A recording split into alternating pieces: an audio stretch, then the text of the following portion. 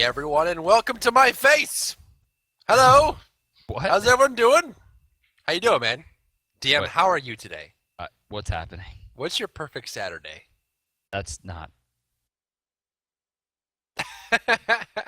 Welcome everybody to the semifinal round. This is going to be a single elimination best of one between Cognitive Gaming and Snipe to see who makes it to the grand finals today. And honestly, 6 weeks in, the halfway point for the SWC qualifiers. This is a big one.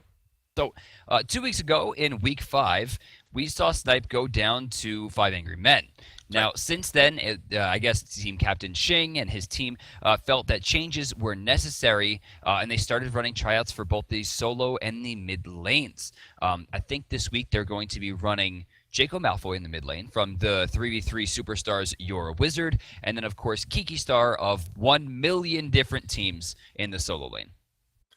Scylla's going to be banned out completely. Thor banned out as well against Snipe. Not wanting to give that one away to Shing. He's been playing very well with that character. Yeah. Cognitive Gaming is going to make one more ban here before we start the picking stage on their side. And, of course, one more ban on Snipe's side. And honestly, I'm excited to see how this new lineup works for them. How many times do you think Kiki Star has changed his name? I'm going to say 9. 9? That seems about right. It's in the ballpark. This week he is Kiki the Chunk. Oh boy. All right, so another ban coming out, going to take a shot to Shing there as Osiris gets removed. Snipe going to answer back here. Now, there's still a lot of stuff in the... Oh, it looks like they're going to take out Aphrodite. First pick option going to Cog, and they're going to hover onto Agni. Interesting play here. Now, we do know that MLC has been playing very well with this character, dominating the mid and late game in so many different ways. But it also leaves a lot of characters on the board, right? It leaves Hoombots, it leaves Hercules, it leaves Poseidon, although Poseidon after Agni is not really that big of a deal. It's kind of just a one-shot, hey, I'll just pick Poseidon. That's cool. Good with that. But also a lot of hunters, right? Apollo, notably, probably the most versatile hunter we have in the game across the board in all areas. And definitely a character that makes a big difference, but obviously not enough of a difference for people to worry about. I mean, hunters, the depth charts are just so deep now. You can pick a lot of things, but Kumbhakarn's hovered here. Oh, nope. Switches it to Freya really quickly. I think that might be their jungler here. Could be for Allied as well. They like running strange things over in the dual lane. Kumbhakarna going to be locked there. And, you know, it's hard to say who's going to be picking up. I mean, Kumbhakarna obviously is going to go to Incon. So to see Shing pick that up first and then switch to Freya, it doesn't tell us a lot because Incon's the one that locked Kumbhakarna. So for right now, we should assume that Freya is an ambiguous pick. Rest in peace, the bug. The bug is being hovered on here. And, you know, it could possibly be picked. We've seen people run her as a support. We've seen people run her in different areas, but it's just, it's so hard to swing. But speaking of swing and swinging his axe, Chalk is going to be hovered on here and Ra locked in. Honestly, he better be wearing that murderer skin. I love Slaughterhouse that skin. He better be wearing it. Skin, man. Have you heard the voice pack? Oh, I've heard the voice pack. Creeps me out, dude. Just the worst. But Chalk and Ra going to be locked in. Option back over to Snipe for their final pick of first phase. Still a lot on the board. One thing I know is that Jaco Malfoy can play every mage in the game well. I know this because he's beaten me in 3v3 with all of them. Okay, well, there you go. Well, that's empirical data, if I've ever heard anything. Jung Kuei is going to be hovered on here and locked in for Snipe. So very interesting draft so far. This is actually a little bit, you know, towards the mid area as far as what's been picked and the frequency of which it was picked. Chalk being thrown in here, Jung Kuei being thrown in here. Now, Jung Kuei is a character that, you know, he's very simplistic in his implementation. He just does damage and throws boogers everywhere, but he does a lot of it, and he's able to secure a lot of things. Boogers, and he also has the book, which throws it out. It's secret. It's just go with it. Just go with it. There's boogers. But at the same time, if you get something like a Gem of Isolation, that's slow on the one. Is, I think it's about 800 minutes around that time. At least 800 minutes. Could be longer. No, I don't think I think there's a limit. Final ban coming out. A shot to Loki here I guess taking that out of the hands of Andenster. Option back over to Cognitive Gaming, where they answer back quite quickly with Hunbots. Option back over to Snipe for their pick. Might still need a jungler or hunter, depending on what they decide to go for. And Zhang could go solo. He could go mid. Generally, we see him go mid. So their team is ambiguous to the point where they have a lot open, but it looks like their jungler is going to be Nemesis, and Freya will be going into that ADC role. Now, honestly, Andenster hasn't been playing Loki all that much, and we've seen him play Hunbots, Freya, even Mercury in certain situations. But, I think the biggest thing here is going to be the Freya. I mean, Freya is a character that has so much trouble with Loki because even if you escape the first burst damage from the Assassinate, if Freya goes up in the air and tries to be safe, the dot damage from Vanish will be able to finish her off. And so she has trouble with that kind of burst one-shot kind of combo that Loki can deal. Now, at the same time, you do have Zhang and Kumakarna, which have pretty decent peel across the two of them with the slow and the stun. Loki doesn't deal well with the slows. He has to be in melee range the entire time. Nemesis actually locked in for Snipe. A little bit interesting. I like it. I mean, Mercury and Apollo going to be hovered on, and it looks like locked here. Option will likely go back over to they're going to lock that in. Option goes back over to Snipe for their final pick. It's likely they need a solo laner here. Chang'e still on the board to try to counter out Ra. Hercules, strangely enough, still on the table as well. But they already have Kumbhakarna that would make their team very, very tanky. But with Nemesis and Freya, the damage potential is still very high. Damage potential across the way as well. Mercury, Ra, Agni, Apollo, even Chalk played in the support role, I'd imagine, this time around. All of those characters are capable of large amounts of damage, especially against squishy characters. So I think there's definitely a lot of opportunity here. And rounding this off with Habwa, interesting choice here. And this can go a lot of different ways, but at the same time, they have a lot of squishies over there. I mean, you have Habwa, Freya, Nemesis, and Mercury misses his dash. He's pretty much just dead. Same thing goes for characters like Apollo. If Ra gets stuck out of position, he doesn't really have any way to reposition himself quickly. He can run, and he has the speed of light on his side, but he can't teleport or jump. And so if they catch him with the amount of damage they have on Snipe, it may be detrimental to living. One thing I like about Kiki is he is just a ranked monster. The guy is constantly in ranked games. And if any role gets better from playing non-stop amounts of ranked, it really is the solo lane. I mean, you're basically just fighting another player at any given time, worrying less about ganks and more about controlling the entire right side of the map by yourself. Now, but it looks like Habwa is actually not going into the solo. They're going to give that to Zhang Kui. Jaco is going to be taking Habwa mid to go up against MLC Stealth's Agni. It's interesting, and I think there's a lot of opportunity here for rotations because it's going to be a little bit safer, for them as it goes along the way. Habwa is a character, like we talked about with Janus, it's you see that in the mid lane, or you see it really anywhere. You're just like, I'm going to go gank that because they don't really have the mobility. They don't have the HP to survive. So I'm interested to see how they're going to handle this. But again, they do have Xing in the jungle with Nemesis. That's going to give them a lot of rotation potential. And Nemesis, even though it doesn't have the burst potentials of their characters, really has its sustained damage all the way until you're dead, which not a lot of assassins have. It's more like 1-2, bam, bam, whereas Nemesis gets the slow, gets the double dash, get the ultimate, and just whacks you to death with that massive sword. So, guys, that's going to do it for picks and bans. We're going to be getting into our semifinal matchup between left side, of course, Cognitive Gaming. First seed coming out of the qualifiers from the launch tournament. Second seed overall North America. Currently, they're going up, of course, against Snipe Gaming and their new roster. Stick around. This one's going to be good. Welcome back, everybody, to the round of 4, the semifinal round between Cognitive Gaming and Snipe Gaming. Snipe has had a troubled time making it to the grand finals or even to the bronze match the last few weeks, and this is their chance to earn their slot, but they got to go through Cognitive Gaming today. What a great lineup we have. Yeah, I really like this, and Cog's going to try to earn their chance to get their ticket to Hogwarts, their letter, make sure they get in there. Are you a wizard, Drybear? I used to be. I'm on my way to. So I don't have gray hairs growing. I have white hairs, and so that means I'm becoming Drybear the White. I will become. That's still a wizard, though. It's the still wrong a wizard. universe, it's still Drybear. a wizard, and I'm going to become a great wizard soon. Did you know that Bart is a Muggle? I do. Yeah. Bart is a Muggle. It's disgusting. He's probably one of the worst ones. So minions have spawned here again. We are seeing the same exact start we have seen in the previous rounds. No one willing to get aggressive here. Will things change after the initial camps? Who knows? But right off the bat, it looks like both teams are just going to play it safe. Honestly, it's a good call. Both these teams had the opportunity to take a small lead and run with it, and I think they're just waiting for an opportunity to kind of slowly gain it up, build that war of attrition, and be careful with how they do things. And neither of these teams really have a great team for invading early. They certainly have the opportunity to do so, but none of them really have the opportunity to kind of jump in there and get the damage out completely. Flame Wave in the mid lane to force that wave away. Jacob Malfoy pushed back to his tower. Honestly, I imagine we're going to see a lot of unanswered ganks in the mid lane against Habwa here.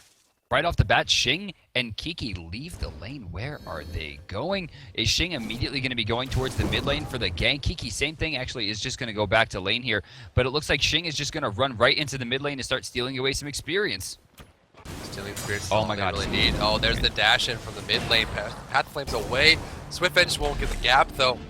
Left side advantage will come out from Freya. Allied playing that magical long lane user here. Looks like they're having a lot of trouble keeping up with the push, though, with just Pulse. It may not be enough, but granted, at the same time, they do have Chalk here, which I'm actually really, excited to see the fact that they picked Chalk against the Freya long lane, because the extra pressure is going to make a big difference. I'm really sad that we're not seeing more Cupid play with Kumbhakarna. I'm sure at this point you've seen the combo where they heart bomb and then toss the minion back with the heart bomb into other people. Like, it's one of the coolest things in the game right now, but I think it's a little bit strange about in its application. Only a few players have really worked on it enough, and of course Cupid does have a pretty weak early game, so unless you can get it perfectly, it's hard to say. But at the same time, Allied, I mean, he's trying to use these pulses, but at this point it seems like he's wasting his mana more than he's actually getting gold finished up by using it. One at the same time, you also have a lot of combos between Cupid's ultimate and Kumbhakarna at the same time. You have the, put Fields of Love down as they're falling from the Epic Uppercut, slave them inside of the Fields of Love to force the Mesmerize or the Stun or burst damage. I think there's a lot of potential there that could be utilized, but Freya also has some good damages on top of everything else, and if Kumbhakarna can keep them slowed or in place long enough, Freya can hit some really hard combos with single target damage, activating Pulse and Radiate together. We see the Gold Fear area is not really warded very heavily from either team. We do see Snipe has a defensive ward at the top that just ended up going down there. We do have a rotation from Mercury running towards the mid lane area. Habwa is going to clear this wave out. The bomb on the ground will make sure the minions are gone. The mid camps are about to respawn.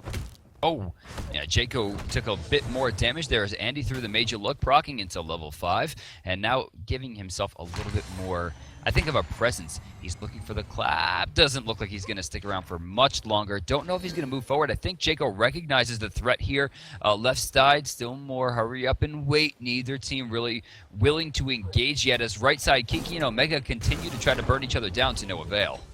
Not going to be able to trade that. And honestly, again, a lot of these characters in this game are more mid and late game characters. They're trying to build up as much farm as they can to come out strong and get that burst damage. And not a whole lot of early game potential here, which is weird because they both built the same way, knowing that they'd have a little bit slower early game. Chalk is going to clear out the mid camp with the assistance of a Mercury here running through, now joining in the mid lane area. It's a 3 versus 2 opportunity, but again, with them sitting so far back, Snipe playing very careful, and it seems like that, Snipe is giving respect to the fact that they swapped some members and they're not hitting that full synergy, and maybe they're just trying to remove the opportunity to have holes. Barracuda getting hit by a groggy strike over in the left side, but no follow-up from Allied. 345, the mid-camps are down, of course. The buffs are going to be starting to spawn again in about 30 seconds. Until then, this is generally the big gank potential, which is why you're going to see people start to play defensively, although Daco could be in some trouble here. He opts to go into the jungle away from the line of sight from the Sonic Boom, using the Gladiator that's pushing forward to ensure he's not going to miss too much. Very, very smart play. Backing off on the left side. Apollo's pushing up against Freya. No real zone control on either side. They're kind of just clearing the minions, but it does seem like Freya has less intention to clear the wave and expose herself, knowing that she can stack it up with Pulse and then kind of pull back towards the tower. We are seeing, as far as itemization goes, nothing really too out of the ordinary. Boots about to be finished here for Habwa, as well as the Nemesis, and on top of that, Zhonghui. Zhonghui seems to be holding on to his lane pretty effectively, sitting at currently 3,100 gold overall. On the right side of the map, you will see Ra currently sitting at 3,400, so about 300 gold difference there. Snipe, really, I mean, they're doing a pretty good job so far of keeping themselves relevant, even with a much weaker early game team. Talking, of course, of Freya and Kumbhakarna, not a lot of wave clear, not a lot of kill potential, especially when you compare it to the insane wave clear of Thunderstrike from Chalk, and of course, so beautiful from Apollo, which is just annihilating waves at this point. See the mid lane, Mercury cleared out, helping with that clear there, getting a little bit golden experience away from Agni, but definitely making sure that no minions make it into the tower. We're waiting for that first big engagement, or possibly even rotation, but again, both teams are playing it safe. They're playing for that mid game, so honestly, once the first tower goes down, or we see a big rotation from either team, I expect to see a very, very strong engagement. So Jaco has been stuck under his tower for the majority of this game. You can see MLC Stealth right now, level 8, wave to wave, 3,400 gold. Jaco, 3,100 gold, not hitting level 8. So there's a fair experience and gold difference between the two mid laners. MLC Stealth really using his veteran gameplay right there as he goes towards the small camp, and now has an entire level over him as he goes into level 9. Level 9 is the point where he's starting to be able to get more points in his ultimate and dealing more damage across the board. Right. And that's the transition that makes a big difference. If you can capitalize on it, the second you get a level advantage and they haven't leveled up yet, if you jump in, you can make a big splash on the enemy engagement. Honestly, I'm curious because Habwa is now getting stronger and stronger by the minute. His weak early game is fading away, and it doesn't seem like that COG has done anything about it. I think they're just comfortable with being able to deal with him late game.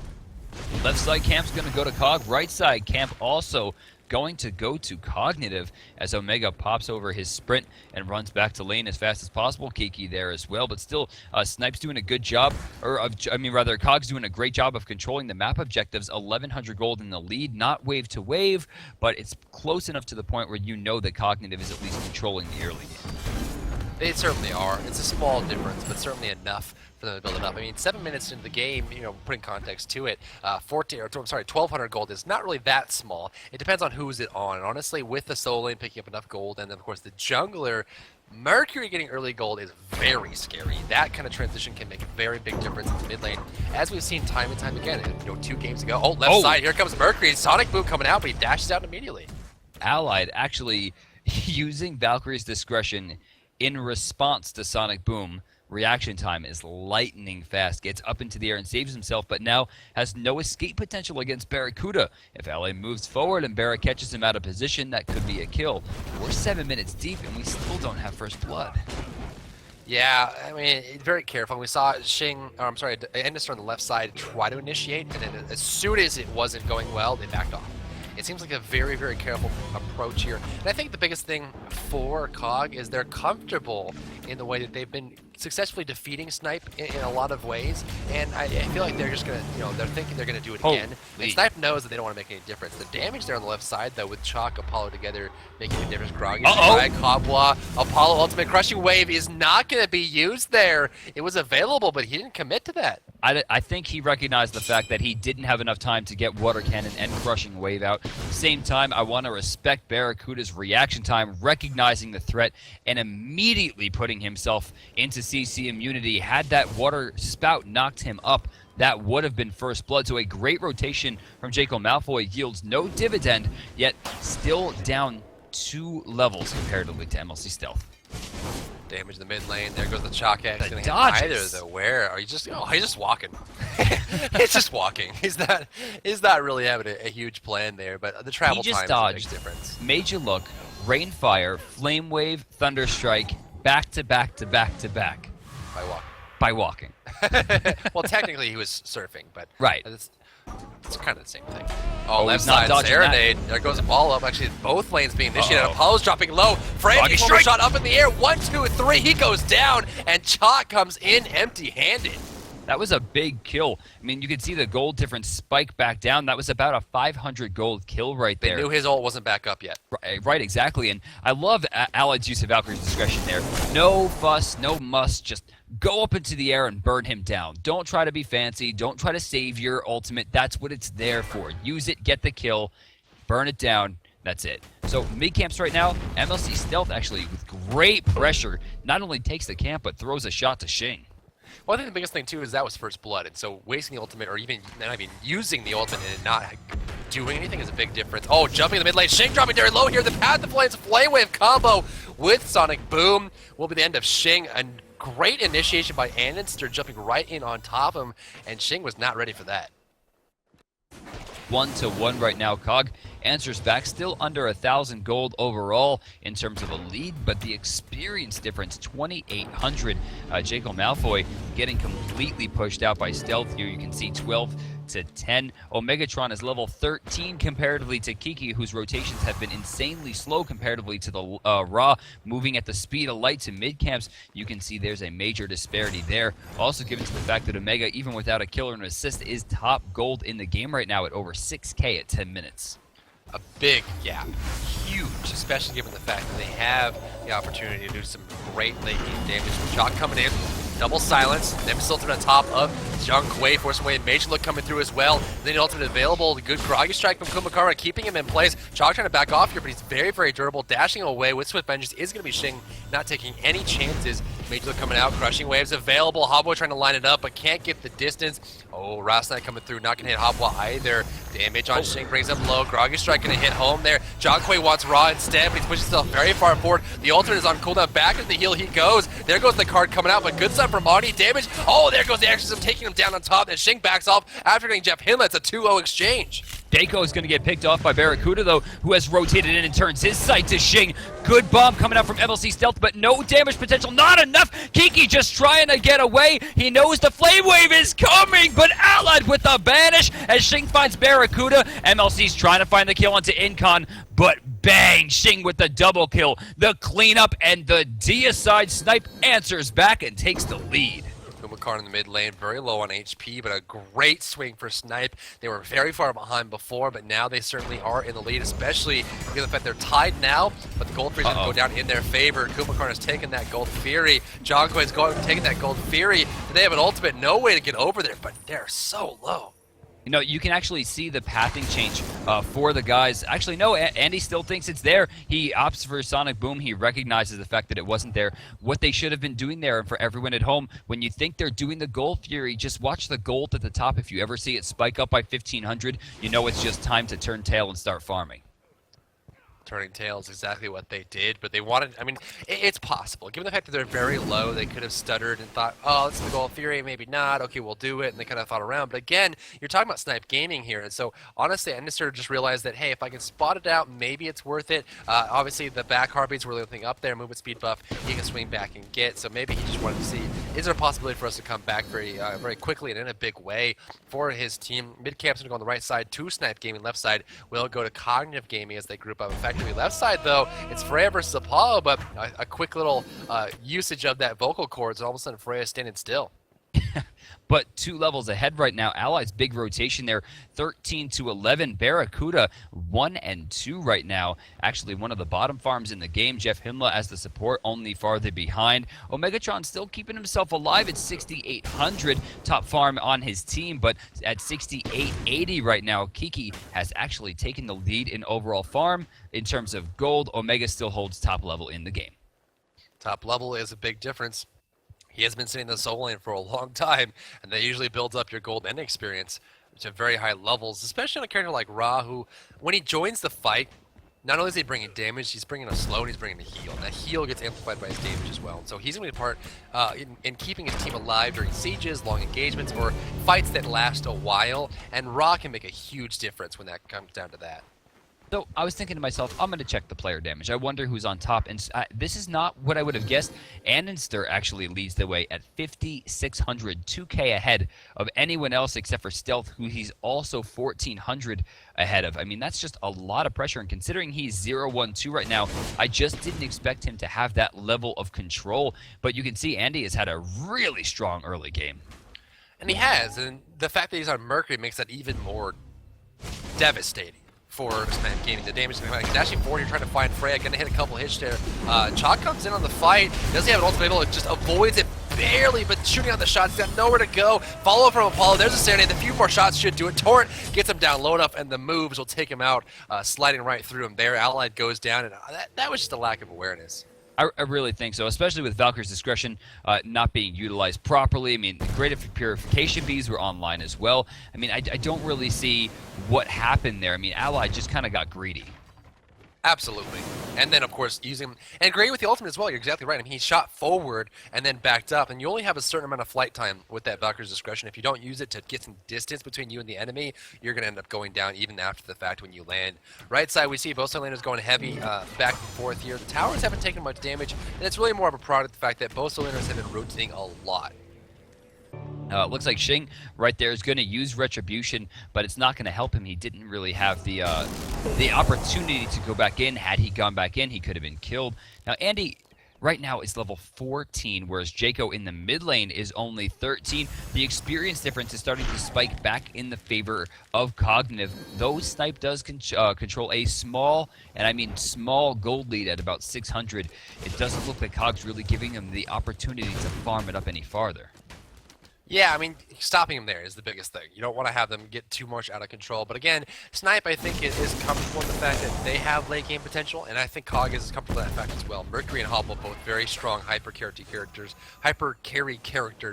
who can get very strong in the mid and late game, to the point where you really only have a split second to react. Oh, Sonic Boom coming out. Hobble, here's the Major look, taking him out. Huge damage numbers. I guess we're already at that point. I guess so. Major look, you know, I always thought that that would be interrupted by the water spout, but they actually are not mutually exclusive, it seems, as while he did manage to hit the knockup, the Major look had already procced and did the damage, killing him while he was in the air. So Jaco's going to go down pretty quickly, and that's going to be a long respawn timer for the bottom farm in the game.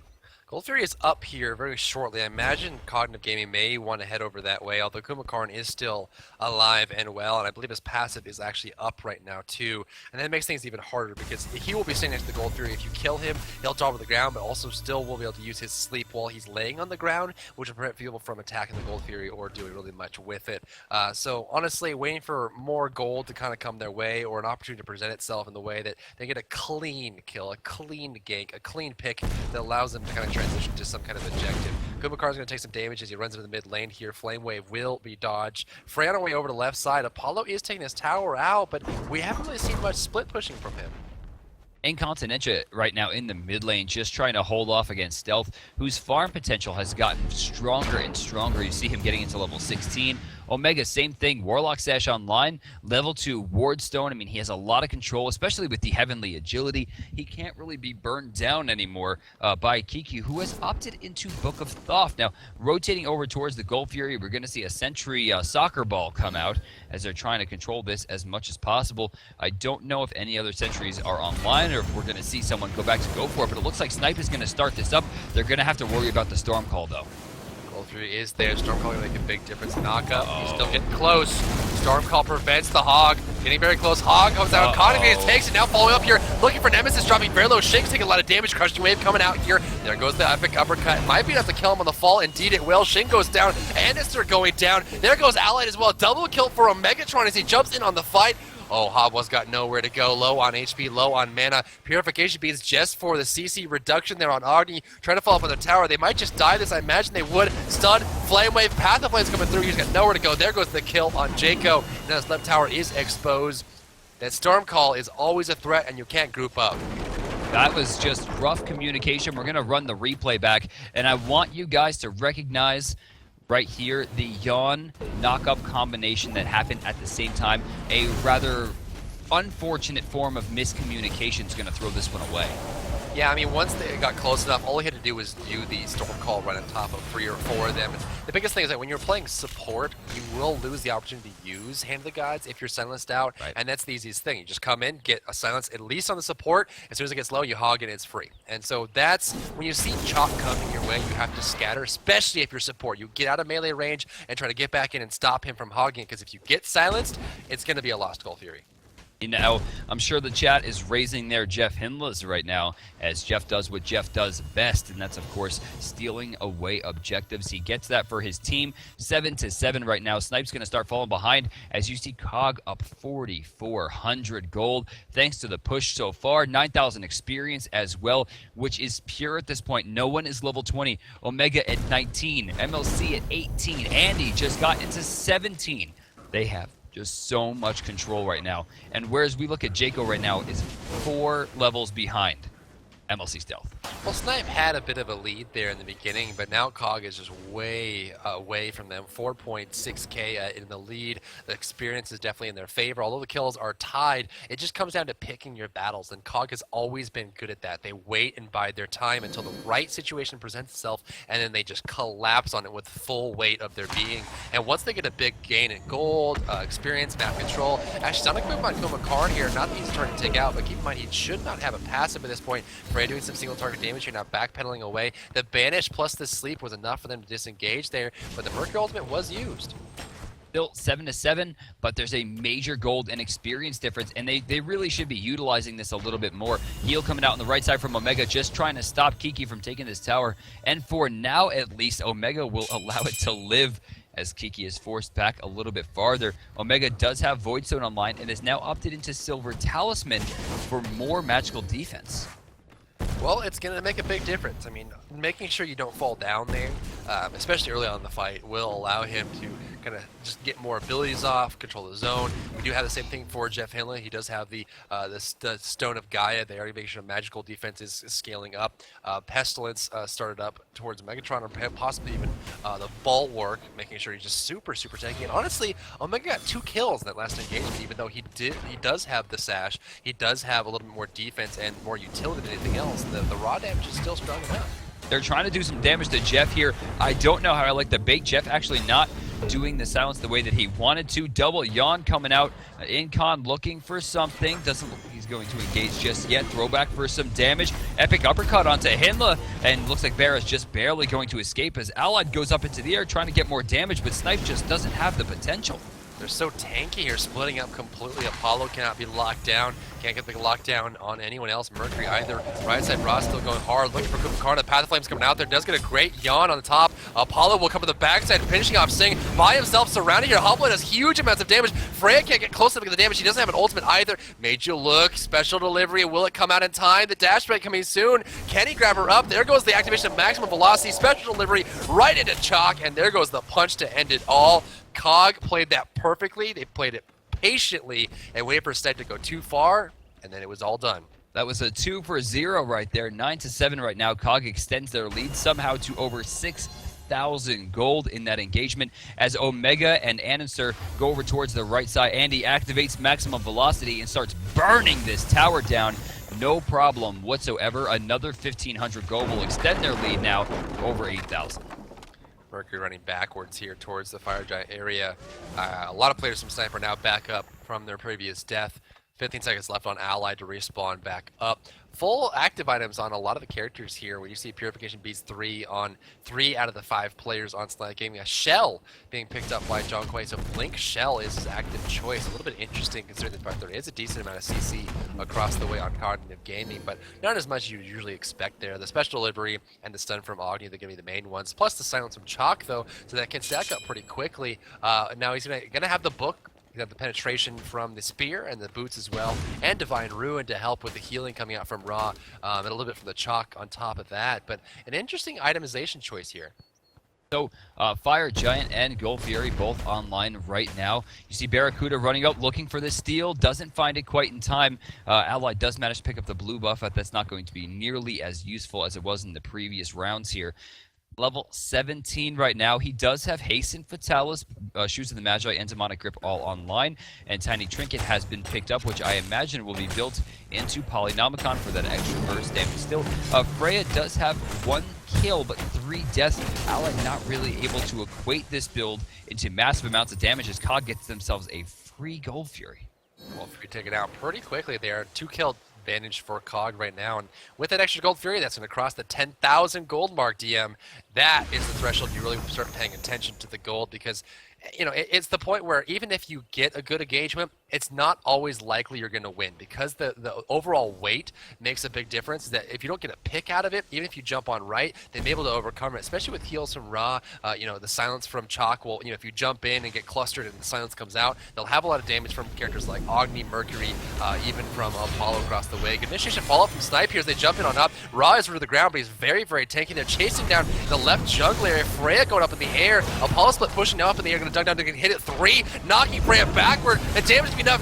Allied goes down there. Now up here on Merku, dashes away. Can he escape? Shing wants the kill, wants to dash forward, but has nowhere to go. No abilities available. Now trading blows here with Barracuda in the back. The crit, the Serenade, the dash, the kill. Evelcy gets the kill on Shing, and Shing got completely baited out there. Cognitive Gaming with a deicide, a 5-for-0 exchange. That's exactly what I'm talking about. Snipe initiated that fight, but they did not have control of it. You know, we saw the deicide come out from Snipe earlier, and we kind of thought that, hey, this might be a turnaround, but right there, it looks like the turnaround didn't happen. Cog answers back with a deicide of their own, and off that, the emotional Snipe team throws out a surrender, though I don't see them being able to hold that one down. Cog's going to move to the finals of Week 6. Yeah, that's right. Cog did a very strong play there up against Snipe, and it was a clean sweep. I mean, they definitely played very well, and I think it really shows their patience, right? Because they didn't really force anything in the beginning. They let Snipe do their thing. They reeled back, waited for that gold fear, and all of a sudden you see Chalk ultimate, steal, double kill, triple kill on the back end, and then went and got gold in the jungle, in the towers. We're going to see a replay here up on screen. There goes Apollo. Watch him force Freya backwards while also hitting 2 other players, dashing forward the Serenade. Now watch the 1-versus-1 towards the end. He's going to dash through here, going to stun out just a bit. Purification speeds get activated. Getting the kill on Jacob Malfoy, a single sniper shot. Now trying against Shing. He realizes the damage is not going in his favor, serenades, and waits. Dash in, damage, and that's it. It takes a lot of preparation and discipline to use that Serenade to buy time for your team to show up, and if you do it effectively, it's an easy kill. So they're going to move on to the finals to face against first-seeded Team Dignitas. We're going to cut to a quick break while we get everything set up, and we will be back with finals of Week 6 of the Smite World Championships. Stick around.